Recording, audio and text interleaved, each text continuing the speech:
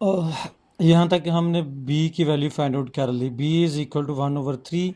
और अगर हम बात करते हैं कि कंडीशन जो ऑसिलेशन की है उसके लिए गेन की, तो you know that a product of a and b must be equal to 1, so that a magnitude must be equal to 1 over b magnitude and it will be equal to 3। और second हमने देखा कि phase of B is equal to zero, so phase of A must also be zero. अगर हम amplifier gain को find out करना चाहते हैं तो हम दोबारा उस सर्किट पे चलते हैं, तो हम देखते हैं कि we have seen that you can treat this amplifier like a non inverting, so that non inverting amplifier के तौर पर जब हम इसको ट्रीट करेंगे तो phase difference between output and input will be equal to zero. तो पहली कंडीशन जो हमारे पास आ जाएगी वो ये है कि फेज डिफरेंस जो ए की वजह से है वो ज़ीरो होगा। सेकंड, अगर हम दोबारा इस सर्किट को देखें तो नॉन इन्वर्टिंग के लिए, for non inverting amplifier, then for non inverting amplifier its gain will be equal to, ये नॉन इन्वर्टिंग एम्पलीफायर आपके पास इनपुट आपने पॉजिटिव टर्मिनल पे अप्लाई किया हुआ है, here is R2, here is R1, so that A will be equal to 1 plus R2 R1 over R2। ये आप ऑपरेशनल एम्पलीफायर में पहले पढ़ चुके हैं।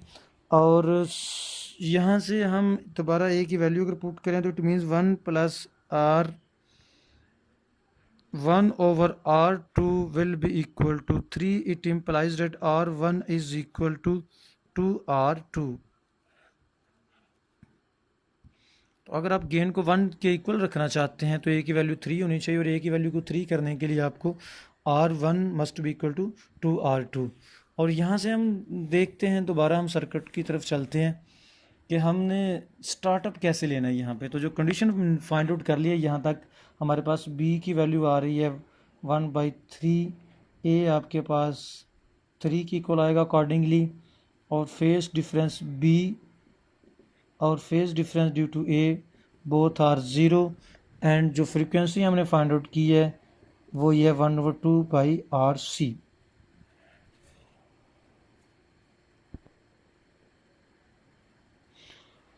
तो इस कंडीशन पे अगर हम ऑपरेट करते हैं तो सबसे पहले स्टार्टअप क्या कैसे होगा, तो स्टार्टअप के लिए स्टार्टअप में due to the thermal motion of electron in resistor, capacitor and other components of the circuit, there will build some noise signal at the input। यहाँ पे आपके पास एक noise signal आ जाएगा।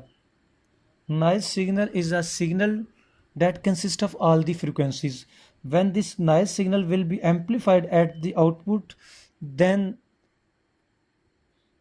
the condition of A is equal to 3, B is equal to 1/3, ये जो condition है आपके पास ये सिर्फ और सिर्फ इसी फ्रीक्वेंसी के लिए फुलफ़िल होगी, बाकी फ्रीक्वेंसी के लिए ये कंडीशन फुलफ़िल नहीं होंगी, और उसके लिए जो गेन है या आउटपुट सिग्नल है वो सप्रेस हो जाएगा। सिर्फ और सिर्फ इसी फ्रीक्वेंसी मीन आपके पास जो नॉइज़ सिग्नल है, noise signal consist of all the frequencies, all frequencies।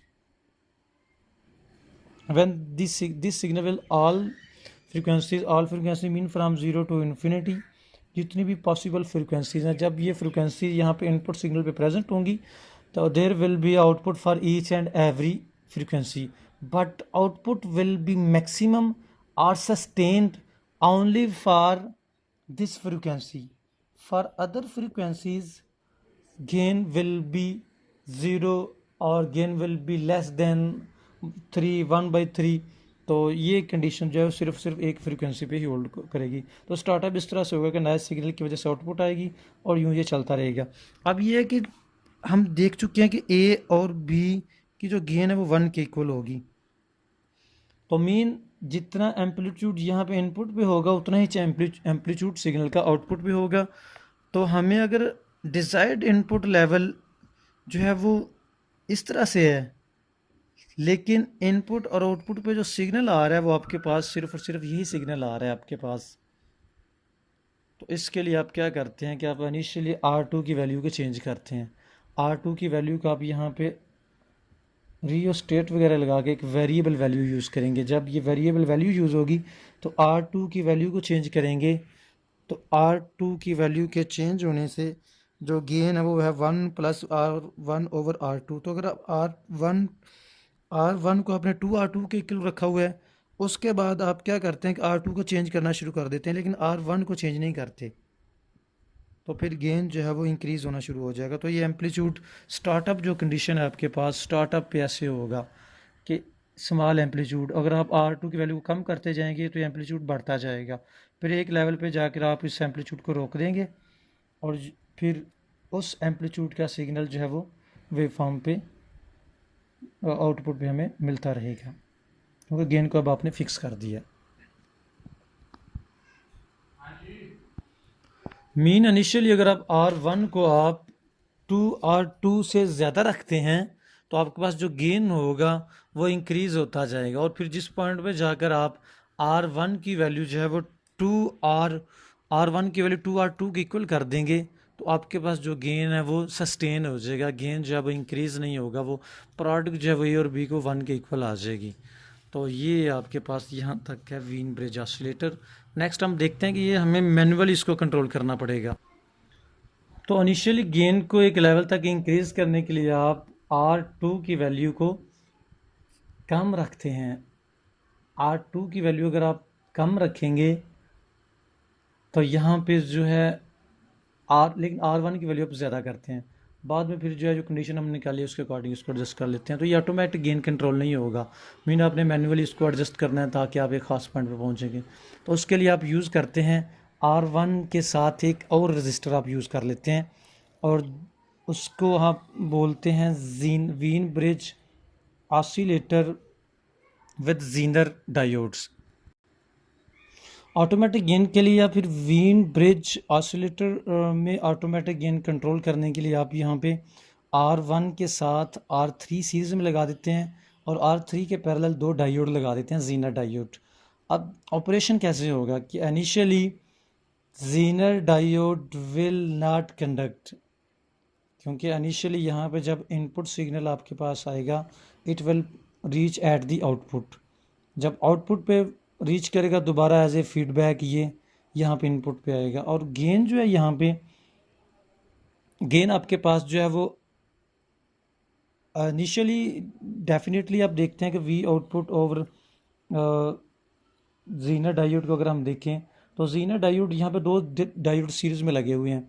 Series में इनके ऑपरेशन को अगर हम यूँ देख सकते हैं कि आउटपुट सिग्नल की वजह से ये कंडक्ट करेंगे, आउटपुट और आउटपुट सिग्नल की वजह से ये दोनों डायोड कंडक्ट करेंगे। जब तक आउटपुट सिग्नल का लेवल कम रहेगा ये कंडक्ट नहीं करेंगे, और जब तक ये कंडक्ट नहीं करेंगे R3 will be in series with R1 and gain will be equal to 1 plus R1 plus R3 over R2। Mean अब R1 की बजाय R1 प्लस R3 हो जाएगा यहाँ पे, और गेन आपके पास 1 से ज़्यादा होगा, और यूँ ओवरऑल जो सिग्नल है वो इंक्रीज़ होता रहेगा।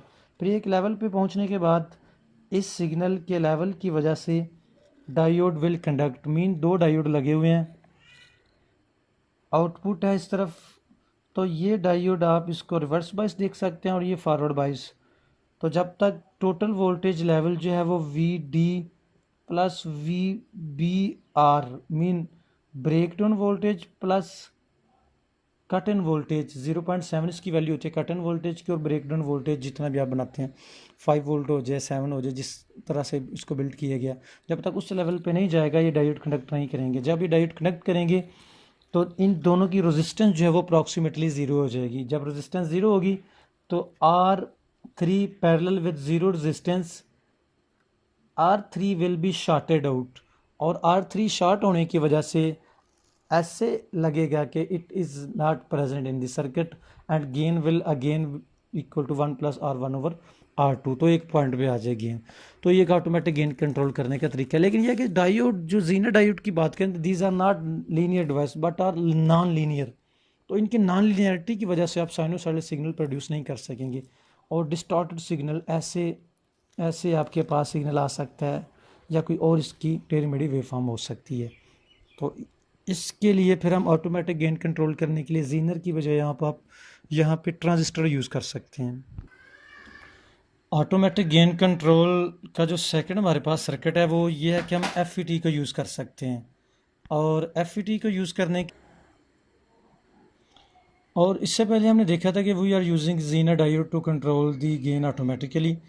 और अब हमने एक थोड़ी सी चेंजिंग ये की है कि जो RF, और यहाँ पे सॉरी RF यहाँ पे नहीं आएगा, RF जो है ये आपके पास इधर से ऐसे होगा, RF नेगेटिव टर्मिनल के साथ यहाँ से RF, और दूसरी तरफ से RF जो V आउटपुट के साथ है। और फीडबैक नेटवर्क जो है वो आउटपुट से आपने यहाँ से पॉजिटिव के साथ कनेक्ट किया हुआ है।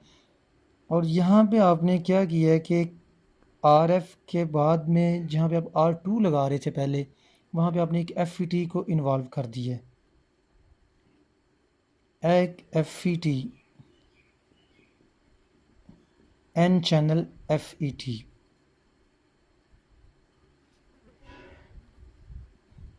अब प्रोसेस ये कि स्टार्टअप कंडीशन क्या होगी। सबसे पहले let's suppose there is a zero output, output is zero, diode will be reverse biased open, and the gate terminal will be at zero potential, mean VG will be zero.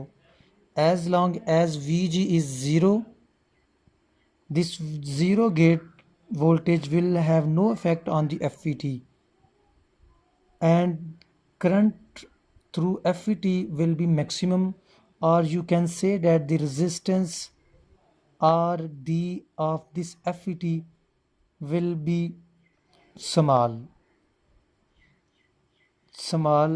resistance due to this FET, because जब gate पे voltage होगा, reverse bias voltage होगा gate पे, then gate will effect the FET and will increase its resistance.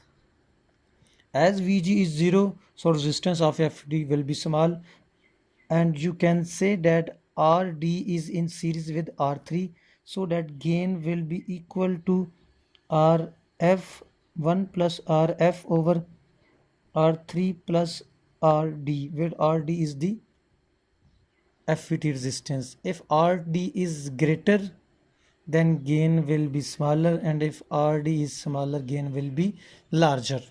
तो यहाँ पे सबसे पहले जब आपने G को ज़ीरो अज्यूम किया हुआ है, गेट वोल्टेज को ज़ीरो अज्यूम किया हुआ है, तो RD की वैल्यू स्मॉलर होगी, और ये smaller value will produce a larger.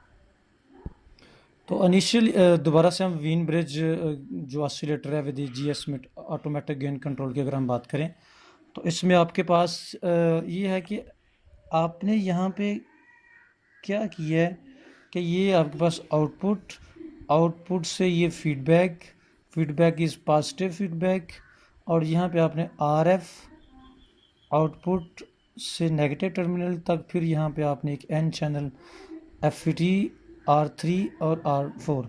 अगर यहाँ पे आप गेन को एग्जामिन करते हैं तो gain will be equal to 1 plus RF over R3 plus RD, where RD is the FET gain resistance. Initially, when there will be no output, then gate terminal will be at zero potential, mean VG will be zero, and this zero VG will implies that a small RD, drain resistance, yeah, FET resistance will be very small, and when this resistance will be very small, then gain A will be larger. As gain will be larger, then the output signal will continue to increase until at some point